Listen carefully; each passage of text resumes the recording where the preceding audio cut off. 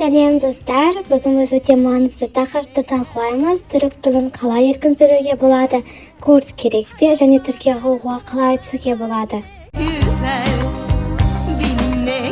Негізі барлықтарыңыз түрік тілін үйреніп жүрген секілдісіздер, бірақ бір жерде тоқтап қаласыздар, нәтиже жоқ.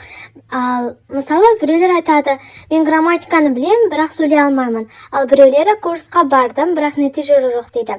Тіпті кейбіреулер мен Түркияға оқуға барғым келеді, бірақ неден бастарымды білмеймін деп айтады.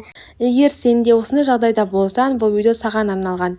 Бүгін мен саған бәрін өте қарапайым тілмен, өз тәжірибеме және нақты әдістерге сүйеніп түсіндіріп беретін боламын. Бірінші бөлім түрік тілінде еркін сөйлеу үшін не істеу керек. Ең үлкен қате адамдар тіл үйренуді тек оқулықпен шектейді. Бірақ шын мәнінде тіл бұл сөйлеу дағдысы, жаттау емес. Егер сен еркін сөйлегің келсе, мынаны міндетті түрде істеуің керек. Біріншісі, күн сайын сөйлеу. Бұл ең маңыздысы. Сен жалғыз болсаң да сөйле. Мысалы, өзіне сұрақ қойып, жауап беріп, күнделікті өмірде сипаттасаң да болады. Бүгін сабақ еркен ұнатым. Хақпештім, оқуға кеттім. Дәл осындай. Барлығы басында қате болады, бірақ бұл қалыпты нәрсе. Екінші, түрік сериалдарын қарау, бірақ жай қарау емес, субтитрмен қарау. Мысалы, бірінші қазақша немесе орысша субтитрмен қарайсың, кейін түрікше, ал кейін мүлдем субтитрсіз қарайсың.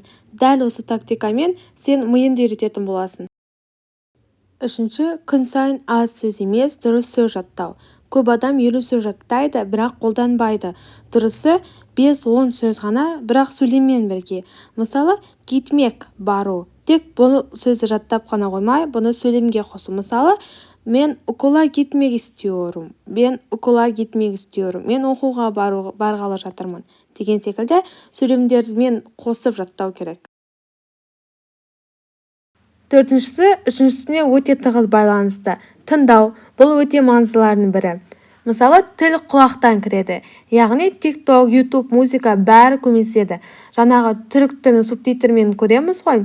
Ол жерде бізде түрік тілінің озвучкасымен. Сол секілді, бұл әр түрік тілі, әр түрік сөзі сіздің құлағыңызға кіреді, яғни миыңыз сол сөзді сақтап қалады. Ал бесіншісі, жазу, сөйлеу бірге.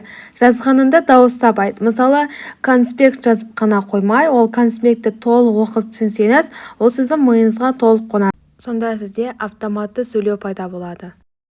Түрік тілін курспен оқыған дұрыс па? Менің жауабым я және жоқ. Курс пайдалы егер сен жаңадан бастасаң, бақыт керек болса, бағыт. Грамматиканы жүйелі үйренген келсе, мұғаліммен түзету алған келсе, яғни жол беретін адамын болғанын қаласан. Бірақ курс жеткіліксіз егер сен тек сабаққа сеніп отырсан, үйде практика жасамасан, сөйлемесен. Курс бұл карта сияқты, бірақ жолмен жүретін сен өзің болып есептелесің.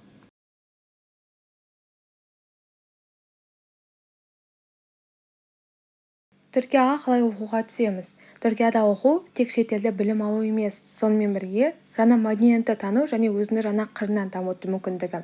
Бұл жолға шығу үшін ең алдымен өзіне нақты мақсат қойып, қай мамандықта оқығың келетінін анықтау маңызды болып келеді.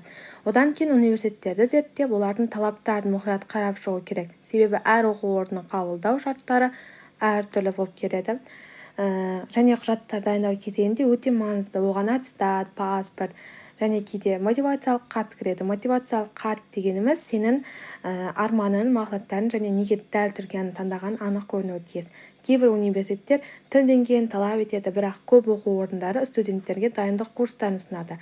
Қабылдану процесі біраз уақыт алуы мүмкін, сондықтан шыдамдылық пен жауапкершілік қажет. Университетке түскеннен кейін жаңа ортаға бейімделу, жаңа адамдармен танысу және өз бетімен өмір сүру басталады. Түркияда оқу бұл тек білім емес, сонымен бірге үлкен тәжірибе мен мүмкіндік әлеміне жол ашады. Ең басты арманды тек ойлау емес, оны іске асыру үшін нақты қадам жасау. Ал осымен біздің бүгінгі видеомыз аяқталды. Маған тіркеліп, лайк басып кетіңіздер және келесі сабақты, яғни келесі видеоны қандай тақырыпта күтесіздер, соны жаза кетіңіздер. Ал ендеше сау болыңыздар.